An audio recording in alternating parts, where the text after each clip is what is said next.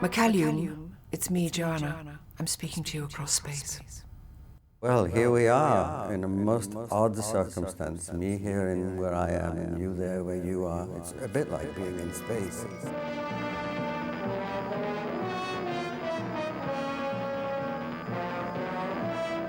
All irregularities will be handled by the forces controlling each dimension.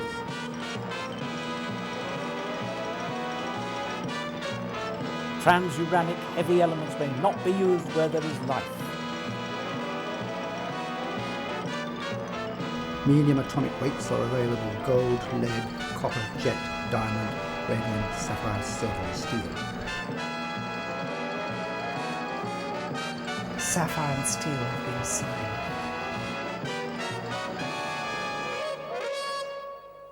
The opening titles, I was fairly clear. I wrote the piece of text. I knew I wanted that. I knew it. It took me a week. You wouldn't believe it's a very simple, 4 or 5 sentences. It took me a week at least to run. And transuranic. That was the gift.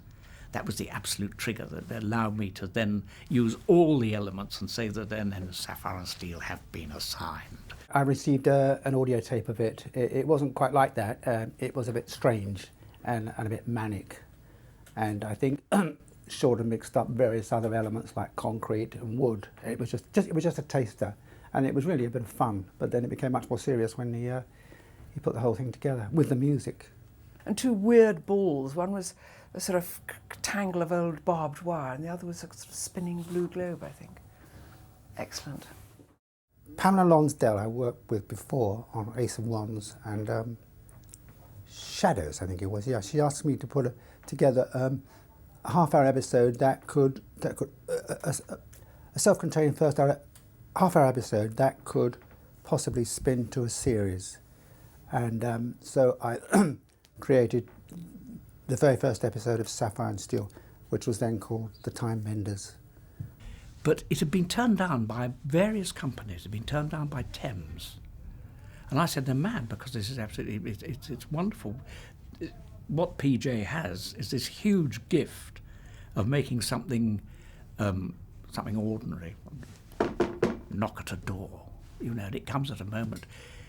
And things became sinister with him, and this script had it. But Jeremy Isaacs, the controller of Thames at the time, said no, it had no mileage, and so it was rejected. So then Lewis Rudd at Southern TV Children's picked it up and said he was interested, but could I do a breakdown of another 5 episodes?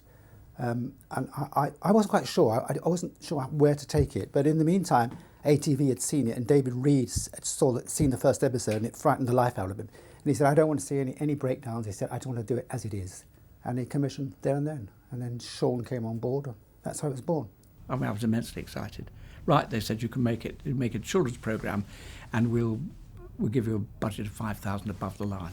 The first 2 or 3 episodes, I thought it's going to still be in a children's slot of say 5:30 in the evening. So I was thinking it was going to be low budget and fairly unknown. And then by that time they decided to up it to an adult slot at 7 o'clock. Somehow then, I can't remember why, could have been a casting lady who said, you should get someone like McCallum. Okay, I said, let's send him a script. And I think that would have then gone through the normal channels of agents and whatever. And I read the first script and said, I think this is great stuff. I'd love to do this. So once he's on, his fee's 5,000, so that's the budget shot to hell. I mean, that's the end of that. So then you've got to have somebody to match McCallum, and there were various people putting all their favourite girlfriends or favourite stars in, and it was Francis Essex who said, why don't you try the lovely Joanna Lumley? And it seemed such a thrilling idea, the series. It was so exciting, because I think all of us are quite interested in the paranormal. And the idea of working with David McCallum was irresistible. I liked the name of it, Sapphire and Steel. I thought it was a beautiful, elegant name. And I couldn't wait to get started. And they liked each other, they worked well together. When I got to the studio and met Joanna, we seemed to like each other quite well. I know I adore her, and she still calls me McCallum. And she and Sean have become basically lifelong friends since then. And I couldn't think of anyone better, so I was very pleased about that. I don't know you. Only the policeman at the point. The policeman at the point isn't coming. I've contacted him and told him that everything now here is under control. But it isn't. I know. That's why we're here and not him. I'd written fantasy in the past for children's programs. I'd written a lot of investigative stories for various police shows, and I rarely wrote about police procedure itself. I wrote about strange, disturbing stories on the edge of crime. So this was a way of combining the two, an investigative story which encompassed science fiction and pure fantasy. And so you had two detectives coming to mend time, if you like. A greater power has assigned these two people to sort out some of the muddles that are appearing on Earth. They're never major. There's a haunted room or something uneasy or some sense of injustice. There is a corridor. It can't be explained to him. It can, in a way, but not by you, perhaps. There is a corridor, and the corridor is time. It surrounds all things, and it passes through all things. It's when time goes wrong, these are two detectives who come to put things right, and they help people in danger. But what we try to create all the way through, that the people who are in danger were everyday simple people. But sometimes time can try to enter into the present, break in, burst through and take things, take people. The corridor is very strong, it has to be, but sometimes in some places it becomes weakened, like fabric, worn fabric. And when there is pressure put upon the fabric, Time comes in. reaches in and takes out what it wants. And we think that time has broken into that room, broken through, and taken away your parents. I'm certain that Sapphire and Steel were aliens. I'm certain that they came from the very beginning, that lovely ringing kind of voice of God and the sort of zooming kind of spacey kind of credits which rolled at the beginning. I'm certain that meant that they came from outer space. I've not known for 28 years, and no one else seems to know, and no one else seems to have cared, and no one's asked. And I've had lots of fan letters over the years from various generations, and no one yet has asked that question. So I think leave it as it is for the time being. You know, the scripts were all about these two extraordinary, impossible creatures that came down. And there was a sort of steel, there was a whole idea of being very, I don't know, tight-lipped and tight-brained and brilliant and can do anything. So there was a robotic element to the whole thing. David Steele, he saw himself as Steele and he played Steele, and that was what he based his character on, Steele. He was absolutely straight and hard and clean. Durable. That was him. So this is where it all started for him. His death started here. Great wars, civil wars, holy wars. You know, sometimes I wonder why they bother to send us here. It's not enough. That amount of resentment, it's not enough. Well, I needed to, again, it's going back to almost like police procedure again, where you have the sweet cop and the sour cop. So one to soften them up and the other one to come and get on with the business, and that's what they were doing, really. And I think that Sapphire irritates Steele a bit because he's light years ahead of her, but he does need her to do the donkey work, which he simply can't do, which is sensing, pulling time back, reversing time, and in a strange way combating the darkness, the evil. She's usually the kind of maiden tied to the rock for the dragon, you know. She's the one who is pushed out in front. Nothing. What about the top?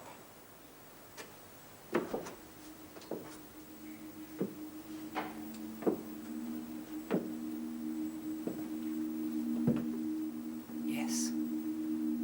There's something somewhere. It's not very strong, but it's somewhere here. Sapphire was an element. She regarded herself as an element. I regarded her as a very beautiful woman with feelings, which of course I was not right and she was right. Well, we know for certain that Steele wasn't really human. He didn't really have any human qualities or a human heart. And so part of the tension between them was that Sapphire did, for some reason, she was able to sympathise or empathise with people who lived on Earth, with human beings. Although she was an element, they were elements. Steele simply did things by his head. Give me details.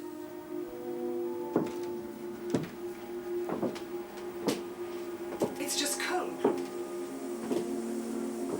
Oh, it's a strange sort of cold, like Like at the bottom of the sea.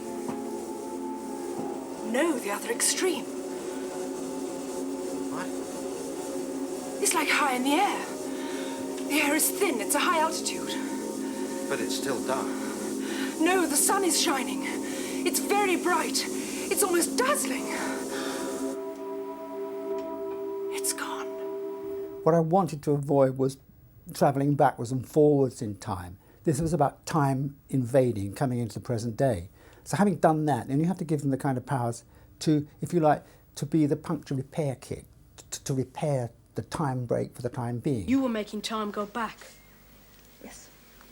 I'll sit down and get on with the breakfast. Then why can't you take it back 24 hours or A more? little bit more, look. Why can't you take it back to just before yesterday when my parents were still here? I haven't the power to take time back that far. If I had, don't you think I'd have done it? I suppose so. We never showed blood, we never used knives, we never used guns. We just provided fear. Perhaps when you finish telling the boy about the nicer aspects of our job, you'd tell him about the dangers. He knows about them. He knows about them. About the dangers in this house. So children do like to be frightened, and I think that if there's some sense of resolution, I think horrifying is different from frightening.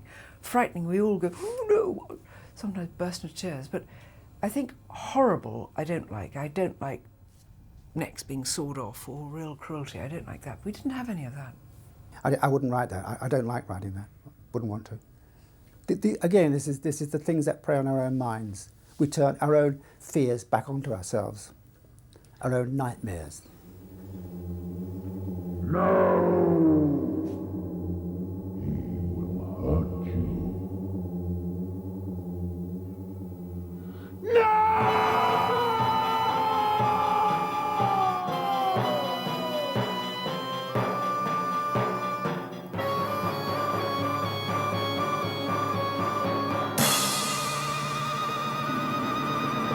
I had no qualms about what we were doing because I don't think there was anything particularly graphic. There may have been flashes of things here and there, but no, not the same as some of the things you see on television nowadays. At the beginning, they said, can we have, after they commissioned the first story, they said we're going to run for, I think it was we're going to run for 12, no, for 14. So because they're going to run for 14, I thought, well, this is going to be more or less 14 episodes. There was no way of working out a division between one story and the next, although the first story did end at number 6. I couldn't think of titles. I thought of one since. I think that the railway station should have been called The Girls Who Gave Them Flowers. I think when we were filming, they were just called sort of episode 2, episode 3, or whatever script you were on. I think we must have referred to them in some way.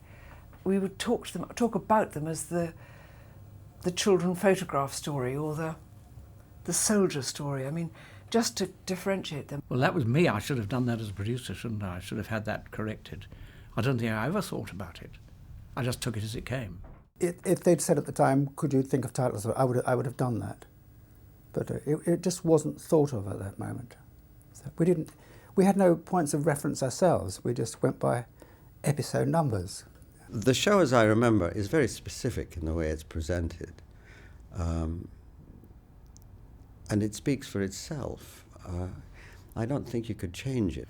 And Sapphire and Steel was word heavy, definitely word heavy, but it was also ideas heavy.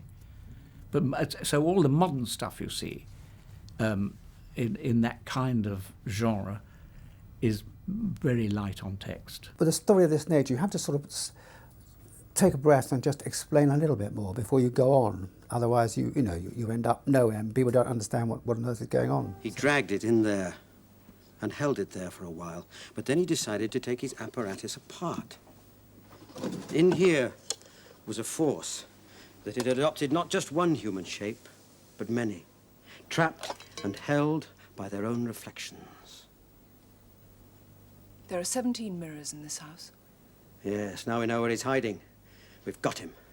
The fact that it was dialogue heavy was the style of that show at the time.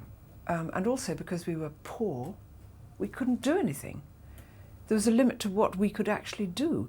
And as everything was on special effects, you sort of had to talk your way through it in case the special effect wasn't whizzy enough or fantastic enough. And P.J. Hammond is a writer who enjoys words. I think it was because it was tied to studio bound. There had to be a fair bit of that. What exactly are they guilty of? And what have they used as a time source? That's capable of everything. Yeah, well, there's one thing it hasn't been capable of doing. Something decided to disobey it, remember? The left hand, the past, the right hand, the future. I mean, what would happen if... Steal. It's dangerous. I know, I live dangerously. Well, what would happen if you disappeared as well? You just have to cope as best you can. You know what it can do. I know very well what it can do. Steele, remember, it's watching you, it's listening to you. Don't you see? That's what I'm relying on. You cannot take that chance. All right. All right. I'm just going to talk to it. I was very happy not getting behind the scenes because Sean O'Riordan's got a great deal of opinions. Whoever was producing or directing it at the time, people like David Foster, whoever it was, producing, P.J. Hammond, who was quite a remote figure, and McCallum, this is plenty men. And they do not need one yapping woman, so I kept my nose clean. I think her input would have been valuable. I think, yeah, it's not exactly a boys' team. I suppose it was like saying it's all playing boys' games. They weren't really. I mean, I think her input was important, and I think I would have listened. The boys ran the show, right? That was David and me. Because David's an amazing man. He doesn't stop at the he doesn't stop in front of the camera. He actually comes into the office and we work out the script. David McCallum was a worrier about his part. If certain things he thought were not in character, he would certainly complain and come and talk to me about it. I've sat on the floor of my office with a script we couldn't get working properly, with pages cut up and put there and taped there, and he worked with me till 2 o'clock in the morning. He was a delight, and he was a delight about everything on the stage, on the set, in the studio. My only real creative process was in the one in the railway station. The platform again. Something changing, something happening. And the platform was there, and it was black at either end. And I asked Sean if I could do something, and I went away and got a very large piece of white cardboard, 3 by 3, and cut the top round, and took 2 safety pins and went down to the black drapes and hung the white card on the black drapes. So now when you look down the platform, you could see a tunnel, and at the end of the tunnel, you could see the light. And it was the most extraordinarily perspective it gave.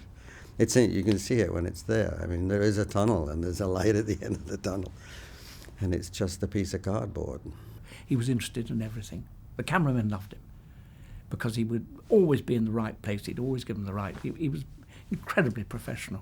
The rehearsals with Joanna and Sean, and there was a considerable friction between Joanna and Sean, which was very healthy and fun to watch. Making Joanna's eyes blue was a long, tedious session in the studio. Well? I can't make any sense of it. What kind of animal is it? I remember very well wearing the blue contact lenses. They were, in fact, completely clear. They had no lens, they weren't, because I didn't need...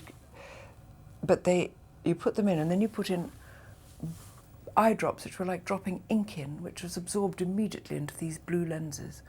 When you wore them for some time, because they were really quite blue, when you took them out, the world seemed red. Joanna's head had to be held. She had to have something behind her like that. She had to keep absolutely still. The lighting had to be perfect. The camera had to be lined up absolutely perfect. And then the boys upstairs were moving some blue dots to align them up with her